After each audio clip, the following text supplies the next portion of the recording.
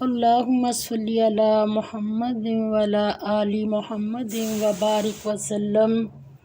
سورۃ آل عمران آیت نمبر 31 سے 41 تک۔ تمام سننے والوں کو السلام علیکم۔ اعوذ باللہ من الشیطان الرجیم، بسم اللہ الرحمن الرحیم۔ کل کہہ دو ان اگر تم ہو تم تحبون دوست رکھتے اللہ کو، فاتبعونی پس پیروی کرو میری، یحببکم دوست رکھے گا تم کو اللہ، ویغفر لکم اور معاف کر دے گا تمہارے لیے، ذنوبکم گناہ تمہارے، واللہ اور اللہ غفور الرحیم بخشنے والا مہربان ہے۔ قل کہہ دو اطیعوا حکم مانو اللہ کا، والرسول اور رسول کا، فإن پس اگر تولوا نہ مانے یا پھر جائیں، فإن اللہ تو بے شک اللہ، لا یحب نہیں دوست رکھتا الکافرین کافروں کو۔ اللہ تعالیٰ فرماتے ہیں پیغمبر صلی اللہ علیہ وسلم لوگوں سے کہہ دو کہ اگر تم اللہ کو دوست رکھتے ہو تو میری پیروی کرو، اللہ بھی تمہیں دوست رکھے گا۔ یہ بڑی اہم ایک چیز ہے، اور اللہ تعالیٰ نے یہ اگر اللہ سے محبت ہے تو اللہ نے اس کا طریقہ بتا دیا، فرمایا اور تمہیں دوست رکھے گا، اور تمہارے ساتھ ایک تو اللہ کی دوستی ملے گی نبی پاک صلی اللہ علیہ وسلم کی پیروی کرنے سے، دوسرا اللہ تعالیٰ فرماتے ہیں اور تمہارے گناہ معاف کر دے گا۔ اور پھر کیا ہے، اور کوئی ہے معاف کرنے، پھر خود ہی بتایا، اور اللہ بخشنے والا مہربان ہے۔ یعنی یہ چیز جو بتا رہا ہے اسی نے کرنی ہے، تمہاری بخشش جو تمہیں طریقہ بتا رہا ہے اسی نے تمہیں بخشنا ہے۔ تو آگے اللہ تعالیٰ فرماتے ہیں کہہ دو اے نبی صلی اللہ علیہ وسلم کہ اللہ اور اس کے رسول کا حکم مانو، اگر نہ مانے تو اللہ بھی کافروں کو دوست نہیں رکھتا۔ استغفار۔ اب دیکھ لیں کہ یہاں پر کیا کہہ دو کہ اللہ اور اس کے رسول کا حکم مانو، نہ مانو گے تو اللہ بھی کیا نام رکھ دے، پھر کافروں کو دوست نہیں رکھتا۔ اور جو کوئی اللہ سے محبت رکھنے کا دعوے دار ہے اس کو چاہیے کہ اللہ کے رسول کی پیروی کرے۔ اللہ سے محبت اور اس کے رسول کی پیروی سے انکار ایک دل میں جمع نہیں ہو سکتے۔ بڑی بڑی بات کلیے کی کہ اللہ اور اس کے رسول، اللہ کی رسول کی پیروی کرے اور اللہ سے محبت اور اس کے رسول کی پیروی سے انکار، یعنی جو کوئی اللہ سے محبت رکھنے کا دعوے دار ہے اس کو چاہیے کہ اللہ کے رسول کی پیروی کرے۔ پیروی نبی پاک صلی اللہ علیہ وسلم کی سنت طریقوں کو اپنانا ہے، اسی میں کامیابی ہے، اور جب پیروی کرے گا تو پھر اللہ کی محبت ملے گی۔ اور اگر پیروی سے انکار ہے تو یہ پیروی اللہ سے محبت اور اس کے رسول کی پیروی سے انکار ایک دل میں جمع نہیں ہو سکتے۔ اللہ کی سنت یہ ہے کہ وہ انسانوں کی ہدایت کے لیے اپنے رسول مبعوث کرتا ہے، جو ان کی اطاعت کرتے ہیں وہ کامیاب ہوتے ہیں، اور جو انکار و سرکشی کی راہ اختیار کرتے ہیں وہ نامراد ہوتے ہیں۔ اللہ تعالیٰ فرماتے ہیں ان اللہ بے شک اللہ نے اصطفیٰ منتخب فرمایا آدم کو، ونوحً اور نوح کو، وآل ابراہیم اور خاندان ابراہیم کو، وآل عمران اور خاندان عمران کو۔ کس پر چنا اللہ تعالیٰ نے؟ آدم علیہ السلام کو اور نوح اور خاندان ابراہیم اور خاندان عمران کو کیا کیا ہے؟ علی العالمین تمام جہانوں پر منتخب کر لیا اللہ نے۔ اللہ تعالیٰ نے آدم علیہ السلام اور نوح علیہ السلام اور خاندان ابراہیم علیہ السلام اور خاندان عمران کو تمام جہانوں کے لوگوں میں منتخب فرمایا تھا، اور فرمایا ذریۃً اور اولاد تھے بعض ہاں ان میں من بعض بعض کی، واللہ اور اللہ سمیع سننے والا، علیم جاننے والا ہے۔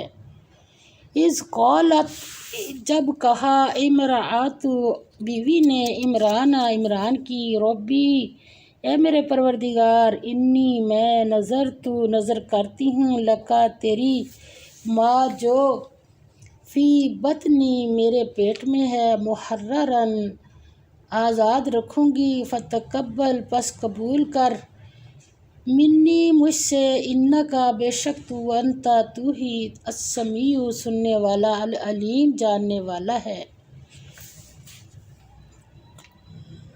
وہ وقت یاد کرنے کے لائق ہے جب عمران کی بیوی نے کہا کہ اے پروردگار، جو بچہ میرے پیٹ میں ہے میں اس کو تیری نظر کرتی ہوں، اسے دنیا کے کاموں سے آزاد رکھوں گی، تو اسے میری طرف سے قبول فرما، تو کیا ہے، تو سننے والا اور جاننے والا ہے۔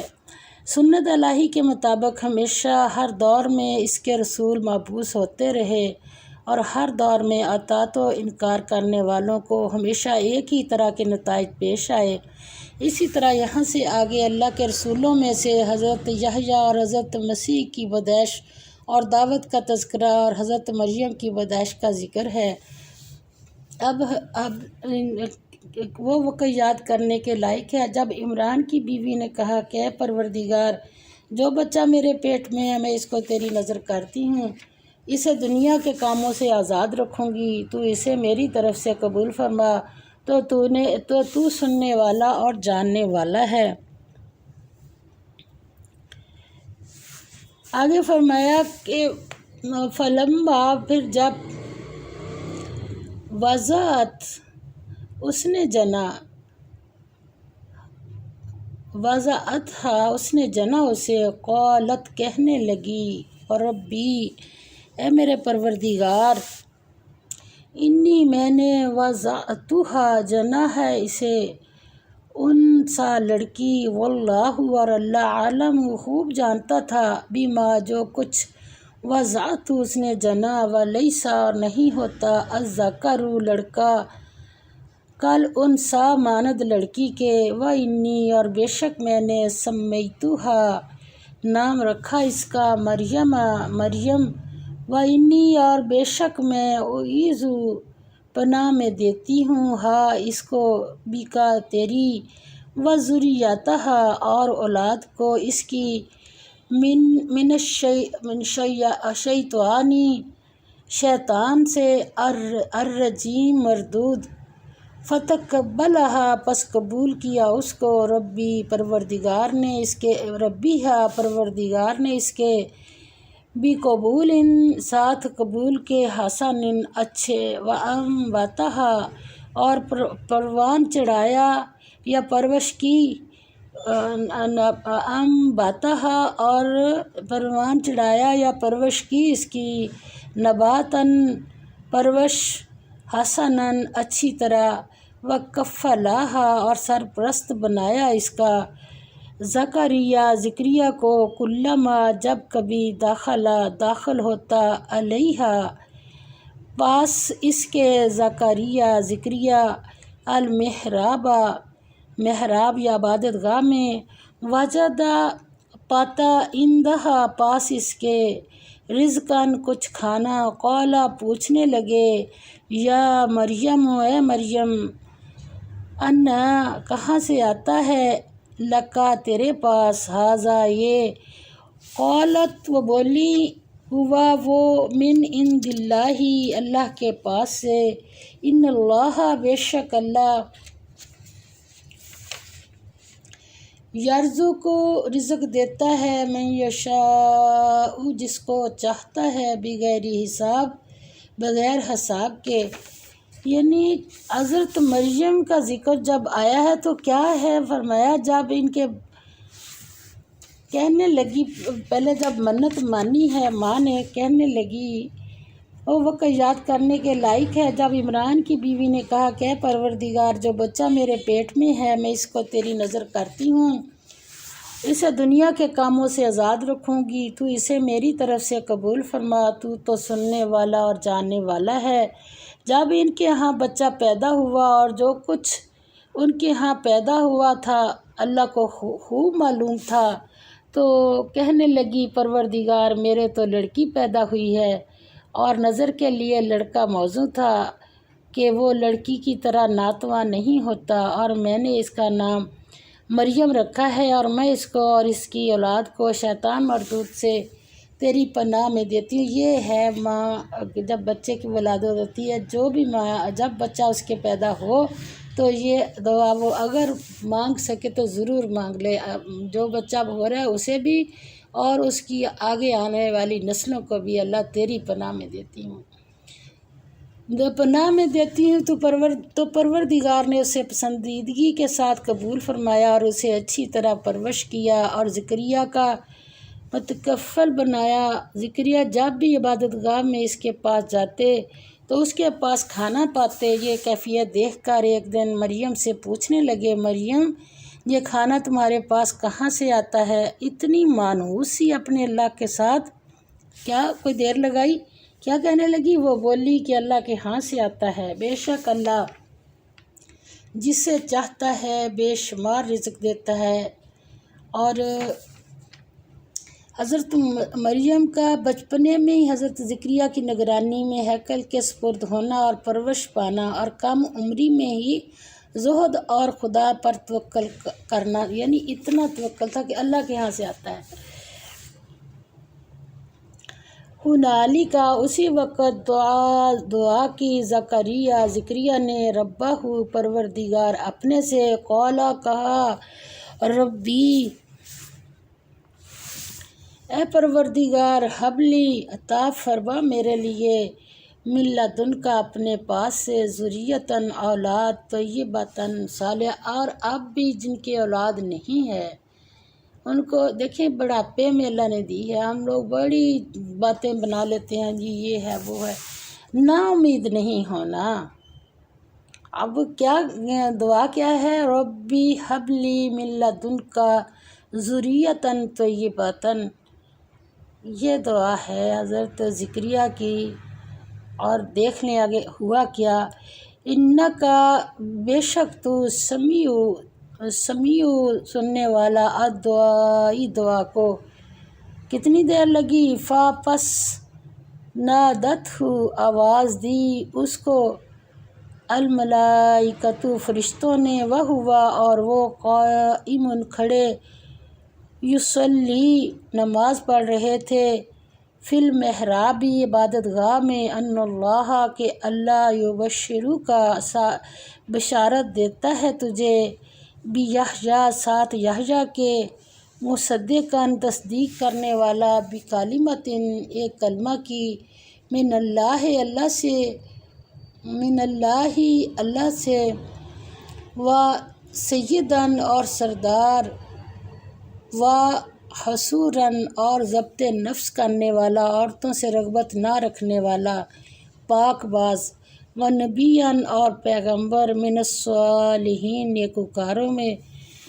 اب خود ہی دعا مانگی ہے، اور اب کیا کہتے ہیں؟ قولا کہا ربی اے میرے پروردگار، انا کیوں کر، یکون ہوگا، لی غلام میرے ہاں لڑکا، وقد اور تحقیق، بلغنی یا ہو گیا مجھے، پہنچ چکا ہے مجھے، کیا، الکبر بڑھاپا، و امراتی اور میری بیوی، عاقر بانجھ ہے۔ اب دیکھیں یہی ہے نا ظاہری چیزیں جو ہیں جس کی وجہ سے بچے نہیں ہوتے۔ اب اللہ نے آگے سے کیا جواب دے؟ جو دعائیں مانگتے ہیں نا سچے دل سے، یقین سے، اللہ تعالیٰ ان کی دعائیں قبول فرماتے ہیں اور ان کو رنگ لگا بھی دیتے ہیں۔ ہم دعائیں نہیں مانگتے۔ قولا کہا کذالک اسی طرح، اللہ نے، یفعل کرتا ہے، ما یشاء جو چاہتا ہے اللہ تعالیٰ، جس کی اولاد نہیں، اللہ تعالیٰ سب کو صاحب اولاد کر دے، یا اللہ اسی دعا سے۔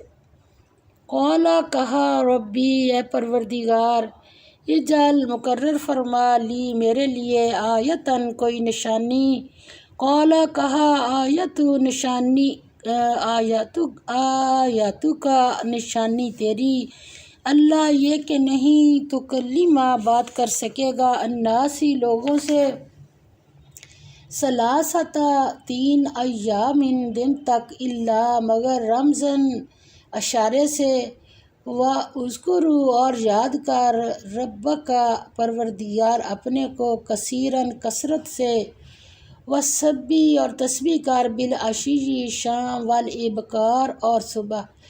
اب میں یہاں سے پڑھاتی ہوں، سمجھاتی بھی ہوں کہ دیکھیں یہ ہم کہتے ہیں شاید عورتوں کی ذمہ داری ہے۔ اب جب اللہ تعالیٰ نے امیدواری کر دی ہے تو اب اللہ تعالیٰ باپ کو حکم دے رہے ہیں کہ کثرت سے اللہ کی صبح و شام تسبیح کرو۔ یہ دونوں کو اس کام میں لگ جانا چاہیے جب جس کے بھی اللہ تعالیٰ نے اولاد دینی ہوتی ہے۔ تو حضرت زکریا کی دعا اور حضرت یحییٰ کی پیدائش جو ظہور حضرت مسیح کا مقدمہ ثابت ہوئی۔ اس وقت زکریا نے جب جو کھانے دیکھے اور جب حضرت مریم نے کہا کہ اللہ کے پاس سے آتا ہے تو حضرت زکریا نے اس وقت پھر دل میں آئی۔ اس وقت زکریا نے اپنے پروردگار سے دعا کی اور کہا کہ پروردگار مجھے اپنی جناب سے اولاد صالح عطا فرما، تو بے شک دعا سننے اور قبول کرنے والا ہے۔ وہ ابھی عبادت گاہ میں کھڑے نماز ہی پڑھ رہے تھے۔ ہم تو یقین کرے اللہ اتنی جلدی سنتا ہے، کتنی دیر لگی، دعا کی ہے، نماز پڑھتے ہوئے کھڑے ہیں، ابھی کھڑے دعا، وہ ابھی عبادت گاہ میں کھڑے نماز ہی پڑھ رہے تھے کہ فرشتوں نے آواز دی کہ زکریا اللہ تمہیں یحییٰ کی بشارت دیتا ہے جو اللہ کے فیض یعنی عیسیٰ کی تصدیق کریں گے اور سردار ہوں گے اور عورتوں سے رغبت نہ رکھنے والے اور اللہ کے پیغمبر یعنی نیکوکاروں میں ہوں گے۔ زکریا نے کہا اے پروردگار میرے ہاں لڑکا کیوں کر پیدا ہوگا، میں تو بوڑھا ہو گیا ہوں اور میری بیوی بانجھ ہے۔ اللہ نے فرمایا اسی طرح اللہ جو چاہتا ہے کرتا ہے۔ دعا مانگی پہلے خود ہی اور اب یقین نہیں آ رہا۔ زکریا نے کہا کہ پروردگار میرے لیے کوئی نشانی مقرر فرما۔ اللہ نے فرمایا نشانی یہ ہے کہ تم لوگوں سے 3 دن تک اشارے کے سوا بات نہ کر سکو گے، تو ان دنوں میں کیا کرنا پھر اپنے پروردگار کے کثرت سے صبح اور شام اس کی تسبیح کرنا۔ گزشتہ رکوع میں اللہ تعالیٰ کا اصل مدعا عیسائیوں پر ان کے اس عقیدہ کی غلطی واضح کرنا ہے۔